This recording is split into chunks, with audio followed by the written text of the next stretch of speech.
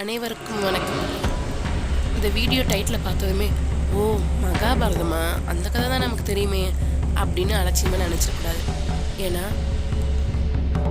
நம்ம ஊரில் ஒரு பழமொழி சொல்லி கேள்விப்பட்டிருப்போம், கட்டுறது கைமண் அளவு கல்லாதது உலகளவு அப்படின்னு சொல்லி. அதுக்கு சரியான உதாரணம்னு பார்த்தா மகாபாரதத்தையும் நம்ம சொல்லலாம். என்னதான் நம்ம சீரியலில் படத்துலன்னு பார்த்துருந்தாலும் முழுசாக சொல்லியிருக்காங்களான்னு பார்த்தா அது சந்தேகம்தான்.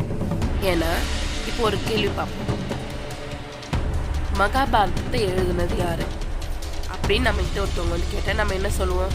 அது வேதவியாசன், ஏதோ ஒரு முனிவர் வடநாட்டில் இருக்கிறவர் அப்படின்னு சொல்லுவோம். ஆனால் உண்மை அது இல்லை. உண்மையாகவே மகாபாரதத்தை எழுதினது வியாசரே இல்லை. தான் வாயால் சொன்னதான் வியாசரை தவிர தான் கைப்பட என்னது பிள்ளையார் தான். அதுக்கு எக்ஸாம்பிளாக ஒரு விஷயத்தை பார்ப்போம். நம்ம எல்லார் வீட்லேயும் சாமி ரூம்லேயும் பிள்ளையார் ஃபோட்டோ கண்டிப்பாக இருக்கும். அப்படி இல்லைன்னா பெருமான லட்சுமி முருகர்னு 5 பேர் வச்ச குரூப் ஃபோட்டோ இருக்கும் பார்த்தீங்களா, அது கண்டிப்பாக இருக்கும். அதில் பிள்ளையார் ஃபோட்டோவில் பார்த்தீங்கன்னா அவரோட தும்பிக்கைக்கு மேலே 2 தந்தத்தில் ஒரு தந்தம் பாதியாக உடஞ்சிருக்கும். அது ஏன்னு பெரியவங்கலேருந்து சின்னவங்க வரைக்கும் இது வரைக்கும் நம்ம நிறைய பேர் யோசிச்சிருக்கோம். ஆனால் அதுக்கு காரணம் இதே மகாபாரதம் தான். இது வரைக்கும் அதை பார்த்ததில்லைன்னா இனிமேல் அதை பாருங்கள். இது வரைக்கும் மகாபாரத கதைனா அதில் என்ன இருக்கும்னு நினச்சிருக்கோம், பாண்டவர்களுக்கும் கௌரவர்களுக்கும் பிரச்சனை நடக்கும், அதில் போர் வந்திருக்கும், அதுமாரி பாஞ்சாலி வந்து சபதம் போட்டிருப்பாங்க, அதனால போர் நடக்கும், இதெல்லாம் தான் இருக்கும் அப்படின்னு நினச்சிருப்போம். ஆனால் மகாபாரதத்தில் 1,00,000 ஸ்லோகம் இருக்குது. அதில் 4ல் 1 பங்கு மட்டும்தான் பாண்டவர்களை பற்றி சொல்லியிருப்பாங்க.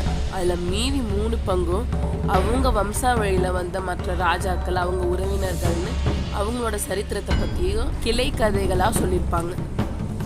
இது இலியட், ஒடிசி அப்படின்ற 2 இதிகாசங்களை ஒன்றா சேர்த்தாலும் அதை விட 10 மடங்கு பெருசாக இருக்குதுன்னு சொல்கிறாங்க. பைபிளை விட 15 மடங்கு பெருசாக இருக்குது.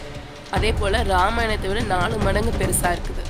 இதில் 2 லட்சம் வரிகள் இருக்கிறதா சொல்லியிருக்காங்க, 18 லட்சம் வார்த்தைகள் இருக்குன்னு சொல்லியிருக்காங்க. அதனால உலகின் மிக நீண்ட இதிகாசம் அப்படின்ற பெருமை மகாபாரதத்தை சேருது. வேதவியாசர் முதல் மகாபாரதத்தில் 18 பருவங்களையும் 1,00,000 ஸ்லோகங்களையும் உருவாக்குனார். அதை தமிழில் வில்லிபுத்தூரார் அதை சுருக்கி 10 பருவமாகவும் உருவாக்கியிருக்காரு. ரிக், யஜுர், சாம, அதர்வன அப்படின்ற 4 வேதத்தோட 5வது வேதமாக இந்த மகாபாரதம் பார்க்கப்படுது. சரி வாங்க இனிமேல் கதைக்குள்ளே போவோம். நம்ம எல்லாரும் தமிழில் இருபெருங்காப்பியங்கள் அப்படின்னு சொல்லிட்டு படிச்சிருப்போம். அது ராமாயணம், மகாபாரதம் அப்படின்றதையும் பார்த்துருப்போம். அதில் ராமாயணத்தை சூரிய குல தோன்றல்கள் அப்படின்னு, அதாவது சூரிய குலத்துலேருந்து வந்தவங்க அப்படின்ற மாதிரி மீன் பண்ணியிருப்பாங்க.